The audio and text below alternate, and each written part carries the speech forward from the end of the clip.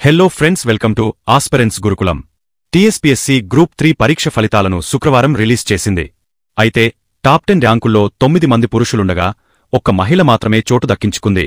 గత ఏడాది నవంబర్ 17 మరియు 18 తేదీల్లో నిర్వహించిన ఈ పరీక్ష ద్వారా 1388 ప్రభుత్వ ఉద్యోగాల భర్తీ చేపట్టనున్నారు. ఈ గ్రూప్ 3 పరీక్షకు 5,36,400 మంది దరఖాస్తు చేసుకోగా 2,67,921 మంది అభ్యర్థులు అన్ని పేపర్లకు హాజరయ్యారు. అయితే 18,364 మంది అభ్యర్థుల దరఖాస్తులను చెల్లనివాటిగా పరిగణించడంతో మిగిలిన 2,49,557 మంది అభ్యర్థుల జనరల్ ర్యాంకులను కమిషన్ విడుదల చేసింది. గత జనవరిలో ప్రిలిమినరీ కీ విడుదల చేసినట్లు టీఎస్పీఎస్సీ వెల్లడించింది. అభ్యర్థుల అభ్యంతరాలను పరిశీలించడానికి నిపుణుల అభిప్రాయాలను సేకరించినట్లు కమిషన్ స్పష్టం చేసింది.